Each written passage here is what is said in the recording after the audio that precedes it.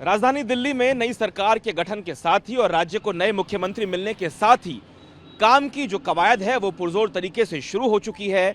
दिल्ली में जैसे ही बीजेपी की सरकार सत्ता पे काबिज हुई, उन्होंने मुख्य सचिव को कहकर तमाम अधिकारियों को और तमाम विभागों को ये संदेश दे दिया है कि वो 100 दिन का एजेंडा तैयार करें, ताकि जो लोगों के लिए नीति निर्माण का कार्य किया गया है वो जन जन तक नीतियां पहुंच सकें।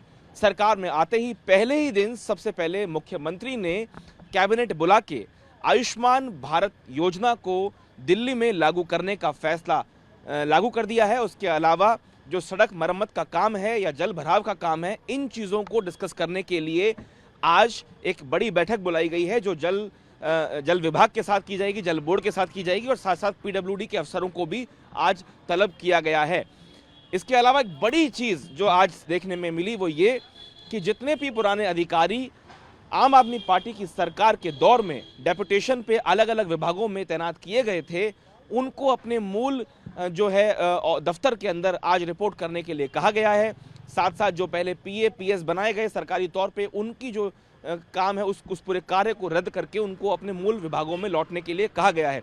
तो कुल मिला के पूरी तरीके से जो सरकार है दिल्ली बीजेपी की, वो एक्शन में इस वक्त नज़र आ रही है। सरकार का जो 16 पॉइंट एजेंडा था, जिसने कैबिनेट में डिस्कस भी किया गया, जिसके तहत एक पूरा चित्र तैयार किया गया था चुनाव से पहले, जिसे मैनिफेस्टो कहा गया था। उस मैनिफेस्टो में सबसे ज़रूरी काम था कि वो महिलाओं को जो एक छोटा अमाउंट, करीब 2500 रुपये का अमाउंट मिलना है, उसके ऊपर भी आने वाले दिनों में फैसले होंगे। लेकिन सबसे पहले आयुष्मान भारत को लेकर फैसला किया गया है। यमुना की सफाई शुरू हो चुकी है और इन चीज़ों के ज़रिए सरकार ये दिखाने की कोशिश भी कर रही है कि वो पुरजोर तरीके से एक्शन में आती हुई दिख रही है।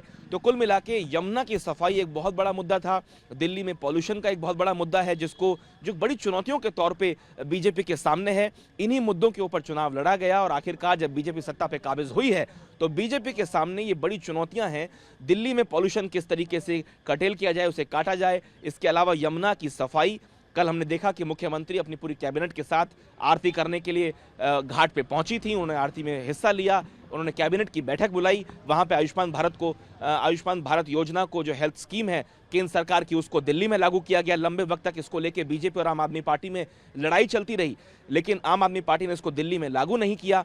बीजेपी ने यह वादा किया था कि आयुष्मान भारत योजना को लागू किया जाएगा अगर बीजेपी सत्ता पे काबिज होती है, और ऐसे में बीजेपी ने सबसे पहला फैसला वही किया कि यमुना की सफाई का कार्य शुरू किया गया और आयुष्मान भारत को लागू किया गया। इसके अलावा सड़कों की जो दिल्ली की मरम्मत है वो अब उसके काम को करने के लिए पीडब्ल्यूडी को आज बुलाया गया है। साथ साथ पॉल्यूशन को लेके भी एक बड़ी बैठक होगी। यमुना को साफ करने के लिए और दिल्ली में घरों तक साफ पानी पहुंचाने के लिए जल बोर्ड की एक बैठक बुलाई गई है।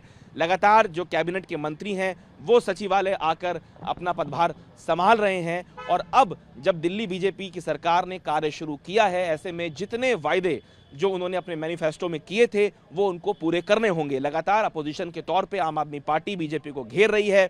बीजेपी के ऊपर आरोप लगाए गए कि काफ़ी लंबा वक्त उन्होंने लिया मुख्यमंत्री चुनने के लिए, कैबिनेट बनाने के लिए। लेकिन अब जब सरकार बन चुकी है तो कहीं ना कहीं आम आदमी पार्टी भी हमलावर रहेगी बीजेपी की सरकार के ऊपर, खास तौर पे कि आखिर वो वायदे पूरे कब होंगे। जनता को भी बहुत अपेक्षा है बीजेपी से कि जिन मसलों पे बीजेपी ने उनको वोट दिया है, सत्ता पे बैठाया है, आखिर इस नई सरकार के गठन के बाद और नए राज्य को मुख्यमंत्री मिलने के बाद कितनी जल्दी वो वायदे पूरे किए जाते हैं। महिला सम्मान योजना, जिसके तहत बीजेपी ने वादा किया है 2500 रुपये देने का, उसके ऊपर अभी तक कोई फैसला निकल के सामने नहीं आया है। लेकिन आयुष्मान भारत योजना जो है उसको लागू किया गया है। इसके साथ साथ यमुना की सफाई का कार्य शुरू किया गया है। ये कुछ ऐसे बड़े काम हैं जो बीजेपी ने सत्ता में काबिज होने के साथ साथ शुरू कर दिए हैं। अशोक के साथ शिवांग माथुर, TV9 भारतवर्ष, दिल्ली।